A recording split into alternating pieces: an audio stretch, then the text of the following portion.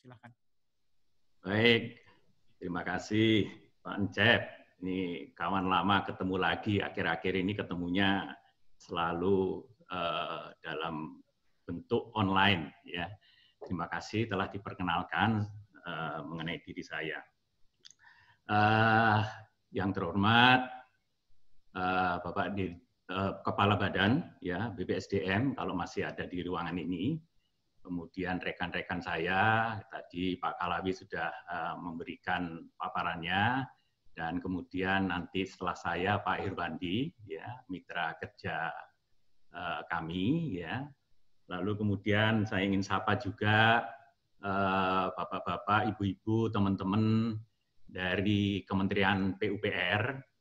Saya lihat dari instansi pusat, ya, daerah, ya, termasuk ada SNVT, dan teman-teman dari BPSDM, utamanya Widya Iswara. Saya sempat tengok satu persatu, ada beberapa teman yang bergabung di acara ini. Saya mengucapkan terlebih dahulu juga selamat Idul Fitri 1441 Hijriah. Ya. Mohon maaf lahir dan batin. Nah, Bapak Ibu sekalian, saya juga ingin menyampaikan terima kasih kami kepada BPSDM, utamanya adalah pusat 3 ya, pusat 3 ya, yang telah menyelenggarakan acara ini, dan webinar ini adalah 2 dari 3 serial webinar yang diadakan oleh BPSDM. Ya. Nah, Bapak Ibu sekalian, kalau tadi melihat bahwa apa yang disampaikan oleh Pak Kalawi, memang kami di Direktorat Jenderal Pembiayaan Infrastruktur itu ada beberapa bidang, bukan beberapa mungkin ya, malah sebagian besar ya urusan PUPR terkait dengan investasi dan pembiayaan itu ada di kami. Jadi kebetulan kalau yang hari ini itu adalah irisannya dengan perumahan ya. Jadi kami dengan Dirjen Perumahan ya. Kami juga punya irisan, ya, dan itu tercermin di dalam direktorat-direktorat yang ada di kami. Kalau perumahan, di tempat kami itu ada namanya Direktorat Pelaksana Pembiayaan Perumahan.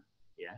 Kemudian selain itu kami juga punya yang namanya Direktorat Pelaksana Pembiayaan Infrastruktur Sumber Daya Air.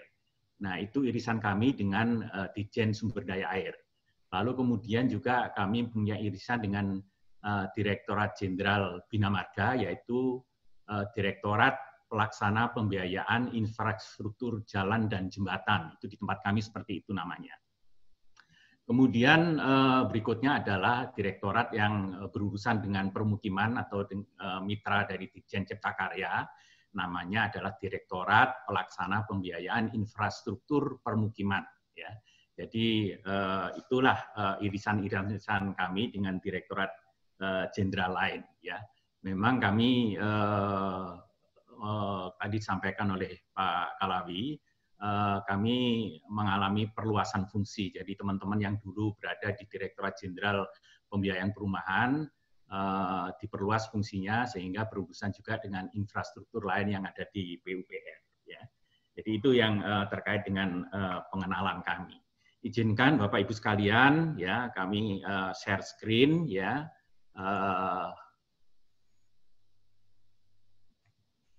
Nah, ini adalah slide yang kami coba untuk siapkan, ya, Bapak Ibu sekalian.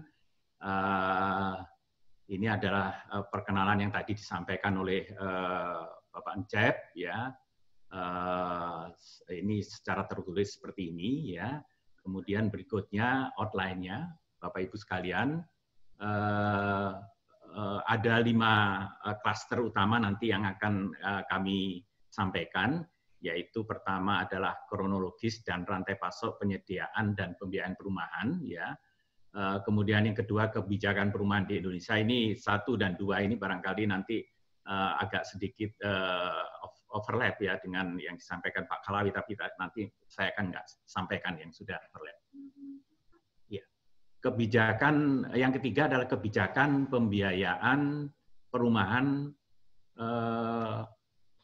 tahun anggaran 2020 pada masa pandemi COVID 2019. Sorry. Ya, ini adalah awal dari slide tadi. Mohon maaf kalau ini terlambat sharingnya. Lalu kemudian ini adalah perkenalan yang disampaikan oleh Pak Encep tadi, ya. Lalu ini adalah pokok bahasan. Ada 5 pokok bahasan nanti di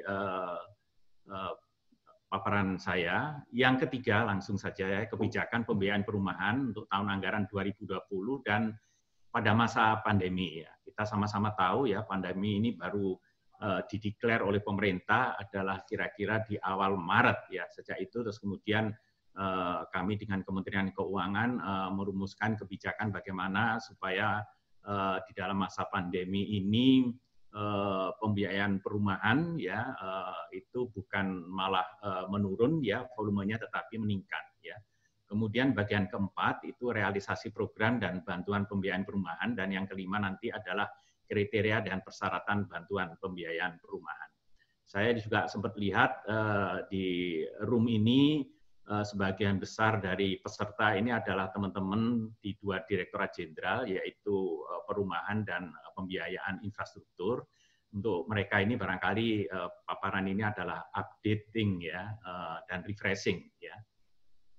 Nah, Bapak Ibu sekalian, ini terkait dengan kronologis pembiayaan perumahan ya. Kita bisa lihat ya bahwa sejak tahun 76 itulah pertama kali ada KPR di Indonesia ya.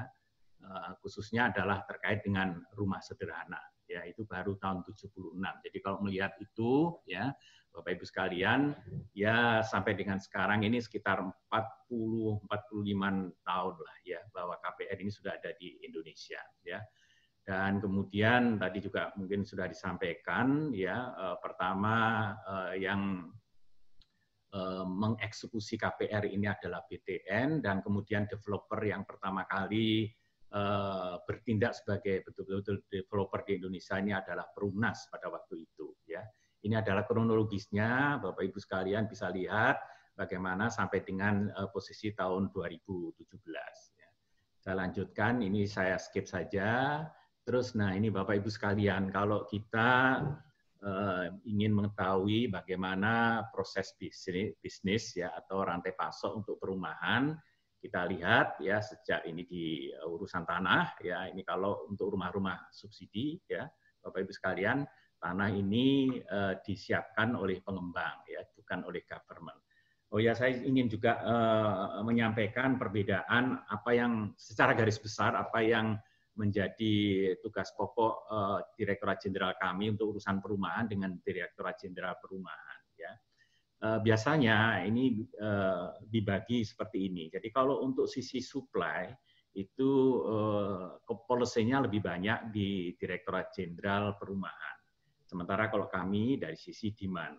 Lalu kemudian hal yang lain adalah di Direktorat Jenderal Perumahan lebih banyak mengeksekusi atau melaksanakan belanja anggaran ya melalui APBN. Kalau di kami itu pakai pembiayaan. Pembiayaan ini diistilahkan kalau di dalam penganggaran adalah below the line ya. Jadi agak berbeda. Kita sama-sama tahu kalau di Kementerian Pekerjaan Umum Perumahan Rakyat maka bagian anggarannya itu adalah 033, sementara kalau di pembiayaan itu adalah 999 dan itu KPA-nya ada di Kementerian Keuangan. Saya lanjutkan tadi tanah, kemudian perencanaan dan desain ini dilakukan sendiri oleh pengembang baik secara swakelola maupun dia menggunakan tenaga ahli. Lalu mereka berdasarkan rencana dan desain ini kemudian mengurus perizinan ke pemerintah daerah. Jadi meskipun program ini adalah programnya pemerintah pusat, kalau kita bicara program 1 juta rumah, tetapi perizinannya tetap dipegang oleh kabupaten dan kota madya. Lalu kemudian setelah perizinan diperoleh, kemudian dilakukan konstruksi. Nah ini tentang perizinan yang tadi Pak Kalawi sudah sampaikan, ada PP yang terkait dengan perizinan itu, ya, yang mempermudah perizinan itu sejak tahun 2016 itu ada beberapa tahapan maupun jenis perizinan yang dihapuskan atau digabung ya. Lalu kemudian di sisi sebelah kanan ini ada pendataan MBR, kemudian penghuniannya, lalu dia bisa mendapatkan rumah. Nah, di sisi sebelah sini inilah kemudian di JPI untuk sektor perumahan ini lebih banyak menangani. Nah, bagaimana proses kepemilikan rumah ini nanti mungkin Pak Hirwandi bisa ikut menambahkan penjelasan. Jadi calon debitur itu datang ke bank, kemudian dilakukan verifikasi data, lalu dilakukan akad kredit, dan kemudian ada serah terima kunci. Tentu persyaratannya calon debitur harus sudah melihat rumah. Adalah hal yang salah kalau para calon debitur atau masyarakat berpenghasilan rendah ingin mendapatkan rumah, tetapi belum pernah lihat lokasinya atau bentuk rumah. Ya. Saya lanjutkan, bagaimana kebijakan perumahan di Indonesia, ini saya skip saja. Nah, ini adalah undang-undang yang tadi sebagian sudah disebut oleh Pak Alawi. Saya ingin sampaikan saja, di sini ada Undang-Undang 4 tahun 2016 tentang tabungan perumahan rakyat. Jadi kita selama ini sebetulnya sudah memiliki Undang-Undang tabungan perumahan rakyat, sudah hampir 4 tahun ini ya. Tetapi memang ini belum operasional karena ada berbagai hal, antara lain adalah ditunggunya peraturan pemerintah. Dan alhamdulillah kemarin pada saat bulan puasa, peraturan pemerintah tentang penyelenggaraan tapera ini sudah keluar dalam bentuk PP nomor 25 tahun 2020. Tanggal terbitnya persis 20 Mei tahun 2020. Jadi menjelang Lebaran kemarin terbit. Ya, itu adalah penyelenggaraan tapera. Kita sangat berharap dengan PP-nya yang telah terbit, maka operasionalisasi tapera akan berjalan dengan mulus ke depannya. Ya. Nah, ini saya tidak akan sampaikan, ini sudah disampaikan oleh Pak Kalawi tadi, lalu ini juga sudah disampaikan Pak Kalawi, termasuk ini juga sudah disampaikan tadi ya mengenai apa saja yang menjadi unsur dari program 1 juta rumah, atau tepatnya yang tertuang di dalam RPJMN dan Renstra Kementerian Perumahan Rakyat, Pekerjaan Umum dan Perumahan Rakyat. Nah, kebijakan pembiayaan perumahan ya, ini adalah bagian dari yang ketiga, Bapak Ibu sekalian dan teman-teman. Ini kalau kita lihat ada isu strategis dan permasalahannya ini sepertinya kalau teman-teman sudah sering mendengarkan atau melihat paparan mengenai urusan perumahan, khususnya pembiayaan perumahan, ini sepertinya dari tahun ke tahun memang tetap ada ya, karena memang urusannya sangat banyak, melibatkan berbagai instansi dan pelaku, dan juga melibatkan kekuatan pemerintah untuk menyiapkan anggaran. Maka kemudian dalam konteks ini pembentukan Badan Pengelola Tabungan Perumahan Rakyat ini menjadi bagian penting dari kebijakan perumahan, karena itu artinya tanda petik ya mengurangi ketergantungan ya urusan perumahan ini kepada APBN, karena nanti kalau tapera ini sudah berjalan itu intinya adalah dari ya oleh dan untuk masyarakat. Kira-kira seperti itu BP Tapera itu nanti pelaksanaannya. Nah, ini Bapak Ibu sekalian yang terkait dengan bagaimana sistem pembiayaan perumahan digambarkan di dalam bagian ini. Jadi kita relatif posisi saat ini, institusi-institusi ini kita sudah mempunyai semuanya. Kita lihat misalnya BLU, ya ini sudah ada, ya kita punya BLU namanya PPDPP, ya Pusat Pengelolaan Dana Pembiayaan Perumahan. Kemudian kita punya juga SMF ya, Secondary Mortgage Facilities. Ini bagian penting juga untuk menjembatani pembiayaan perumahan dengan pasar modal ya, dan juga dana jangka panjang. Kita punya bank-bank yang sudah terlibat di dalam urusan KPR subsidi, bahkan kalau FLPP misalnya sudah sekitar 40 bank terlibat, baik Bank Umum Nasional ya, dan juga BPD ya, kemudian Bank Umum Nasional itu bisa swasta, bisa BUMN ya. Lalu kemudian ada perusahaan asuransi juga yang terlibat, ya ada pengembang ya, pelaksana pembangunan perumahan ya, kemudian yang tadi saya sebut Badan Pengelola Tabungan Perumahan Rakyat ya. Jadi relatif ya saat ini apa yang digambarkan di dalam slide ini sudah terbentuk ya. Gambar slide ini dulu dibuat seingat saya itu sejak sekitar hampir 20-an tahun yang lalu ya, di mana memang itu saat itu masih cikal bakalnya urusan pembiayaan perumahan. Ya. Nah, Bapak Ibu sekalian, kita masuk ke slide berikutnya. Ini kita coba untuk bandingkan apa yang terjadi di 2019 dan apa yang terjadi di 2020 ya. Ada pergeseran-pergeseran peran dari apa namanya lembaga-lembaga yang tadi saya sebutkan ya. Nanti akan lebih detailnya lagi di uraian berikutnya. Nah, Bapak Ibu sekalian, saat ini posisi dari pembiayaan perumahan, ya bantuan pembiayaan perumahan itu menyasar kelompok sasaran dengan penghasilan lebih kecil atau sama dengan 8 juta rupiah. Ya. Jadi Bapak Ibu sekalian, kalau dulu ya di peraturan yang lama, maka yang menjadikan dasar itu adalah pendapatan itu 4 juta dan itu sering diterjemahkan adalah gaji pokok 4 juta. Sekarang bentuknya adalah penghasilan ya, jadi dimungkinkan ini ada yang dihitung adalah take home pay dan kemudian joint income. Jadi sekarang sebuah keluarga kalau suami istri bekerja selama yang bersangkutan ini penghasilannya sama dengan sampai dengan 8 juta rupiah, seseorang atau keluarga itu eligible untuk mendapatkan bantuan perumahan. Nah, bantuannya bentuknya seperti apa? Ini ada 3 jenis, ada FLPP, ada SSB, dan kemudian ada BP2BT dengan singkatannya masing-masing tertera di sana. Ya. Nah, perlakuan suku bunga, masa subsidi, dan seterusnya itu ada di dalamnya. Jadi Bapak Ibu sekalian, ini ada perbedaan di dalam bantuan pembiayaan perumahan. Kalau ini kita kenal tadi FLPP adalah fasilitas likuiditas pembiayaan perumahan. Ini dijalankan oleh Pusat Pengelolaan Dana Pembiayaan Perumahan (PLU) ya. Fiturnya adalah seperti ini. Kemudian yang SSB itu adalah seperti ini ya. Apa namanya?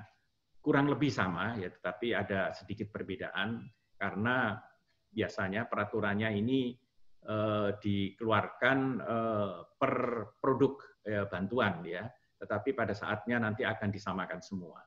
Nah, FLPP dan SSB di lapangan biasanya relatif sama dan karena FLPP lahir duluan ya, maka sering orang mengatakan seseorang mendapatkan FLPP padahal belum tentu ya, belum tentu FLPP tetapi SSB. Nah, khusus untuk BP2BT ada perbedaan yang mencolok yaitu adalah dia bentuknya adalah semacam bantuan uang muka dengan dana sebesar maksimum 40 juta dan kemudian juga bisa dimungkinkan untuk biaya membangun di atas tanah yang sudah dimiliki sendiri ya. Dan di BP2BT ini selama tahun kemarin ya direlaksasi dengan persyaratan menabung yang tidak lagi 6 bulan tetapi cukup dengan 3 bulan ya. Nah, Bapak Ibu sekalian, kalau ditanya apa kemudian selama masa pandemi ini stimulus yang diberikan, ya kita lihat di lingkaran ini, ya yang ada di lingkaran ini adalah tambahan stimulus fiskal melalui subsidi selisih bunga tahun 2020, ya besarnya adalah sebanyak 175.000 unit. Ini yang saya kemukakan tadi di depan bahwa setelah kita memasuki masa pandemi di awal bulan Maret, kemudian ada pembicaraan ya di level pusat untuk perlunya menambah anggaran untuk subsidi ya. Menambahnya tidak ditaruh di FLPP tetapi di subsidi selisih bunga. Sebagian teman-teman tentu masih ingat bahwa di tahun 2020 itu awalnya rencananya itu sudah tidak ada subsidi selisih bunga lagi karena alasan beban fiskal pemerintah. Sekali subsidi ini dikeluarkan, Bapak Ibu sekalian dan teman-teman, maka ini akan mengikat pemerintah untuk tetap menyediakan subsidi sepanjang masa subsidi. Kalau dulu masa subsidinya itu adalah 20 tahun, ya, SSB yang dahulu.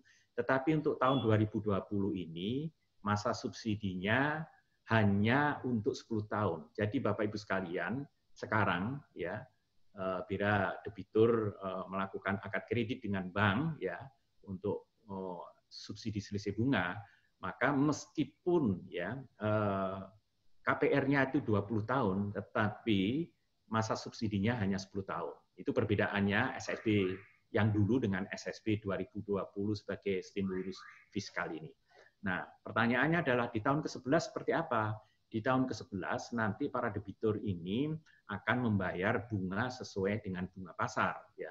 Harapan kita semua adalah pada tahun ke-11 nanti masyarakat sudah cukup mampu secara ekonomi sehingga mereka bisa mencicil KPR dengan bunga pasar. Nah, Bapak Ibu sekalian, ini yang terkait dengan jumlah alokasi anggaran, ya, berapa FLPP, berapa SSB, BP2BT dan SBUM, ya itu tertera di sana, ya, Bapak Ibu sekalian. Saya mempunyai catatan saja untuk SSB, angka yang tertera di sana itu adalah angka yang untuk juga bukan saja penerbitan baru, tetapi juga untuk gulungan. Sebagaimana saya kemukakan tadi bahwa untuk SSB, tiap tahun pemerintah menganggarkan untuk membayarkan subsidi selisih bunganya. Ya. Sementara kemudian catatannya untuk BP2BT, di sini tertulis 312 unit, tetapi Bapak Ibu sekalian, ini bisa di-top up nanti sampai dengan akhir tahun menjadi 68.000. Ya.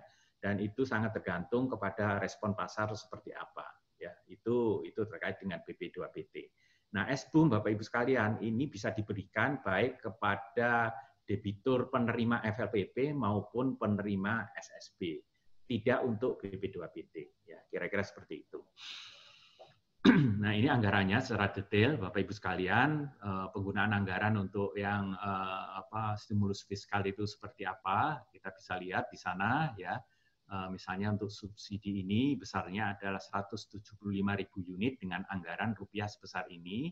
Kemudian juga kalau untuk uang mukanya disiapkan untuk sebesar 175.000 juga dengan besaran 712 miliar, sehingga totalnya adalah 1,5 triliun. Ya. Nah, Bapak Ibu sekalian, pada akhir-akhir ini banyak sekali usulan baik dari perbankan maupun developer ya ke beberapa kementerian dan disampaikan oleh berbagai organisasi ya. Bapak Menteri sendiri sudah bersurat kepada Menteri Perekonomian dan juga Menteri Keuangan mengenai usulan ini ya. Tetapi memang sampai dengan sekarang ya ini belum beroperasi karena di Menteri Keuangan masih membahas mengenai kira-kira nanti sumber dananya dari mana. Sementara kalau OJK ini nanti Pak Irwandi bisa sampaikan, OJK sendiri merelaksasi beberapa peraturan itu dari sisi peraturan untuk kesehatan perbankan. Tetapi kalau kita lihat perlunya ada sumber dana, maka yang memutuskan adalah Menteri Keuangan. Jadi ini kita tunggu, moga-moga saja ini segera bisa keluar dan masyarakat bisa mendapatkan manfaatnya.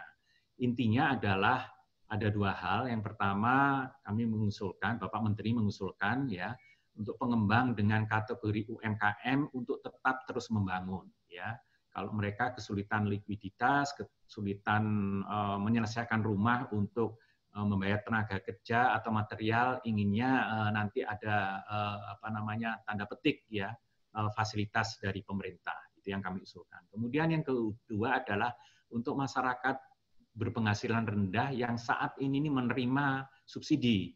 Jadi sebagian dari MBR ini karena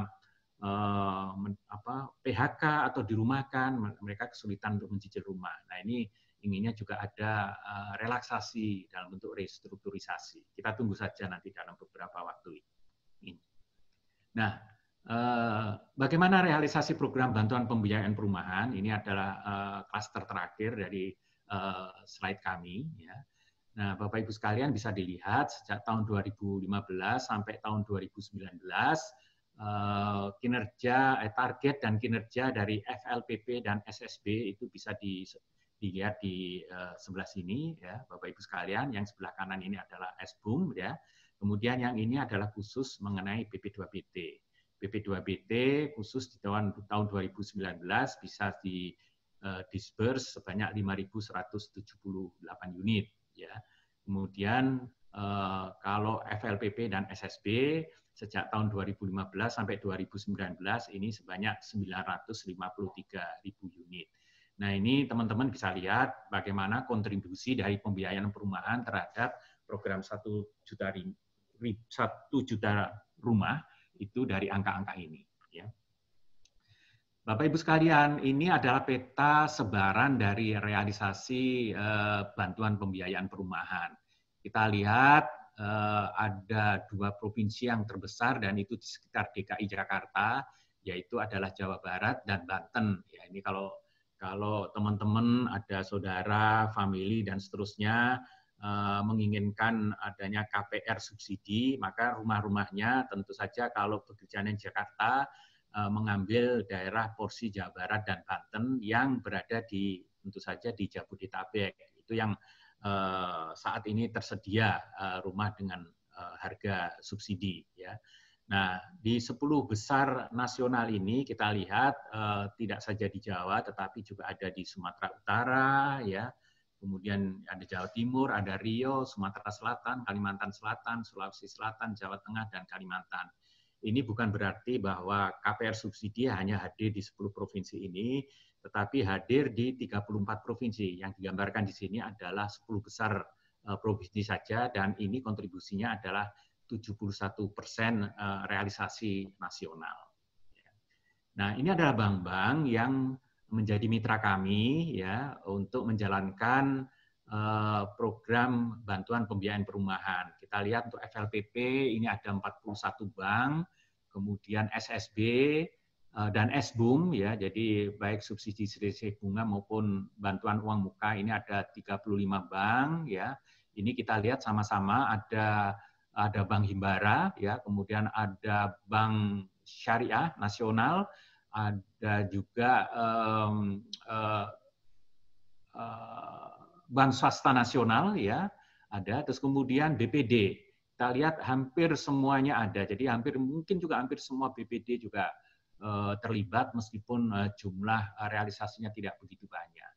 Nah, untuk BP2BT ada 8 bank yang pernah mengajukan minat, tetapi sampai dengan saat ini kira-kira masih yang merealisasikan baru 2 sampai dengan 3 bank ya. Jadi opsinya banyak Bapak Ibu sekalian, teman-teman ya. Bank-bank yang bisa melayani Bapak Ibu sekalian ya. Nah, mengenai developernya siapa saja, biasanya bank-bank ini sudah juga bekerja sama dengan developer yang itu lokasinya bisa dilihat oleh calon debitur. Nah, kriterianya apa? Maaf kalau saya tadi sebutkan klaster terakhir, ternyata klaster terakhirnya adalah kriteria dan persyaratan ini.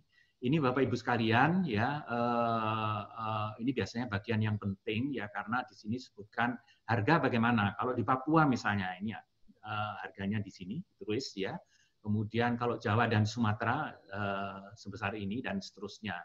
Pertanyaannya nanti pasti sebagian besar untuk yang income-nya sudah tinggi, kok harganya cuma segitu, pasti begitu ya. Berarti kalau ada pertanyaan itu berarti produk rumah subsidi ini bukan untuk yang mempertanyakan itu, karena ini adalah betul-betul yang membutuhkan saja yang difasilitasi ya.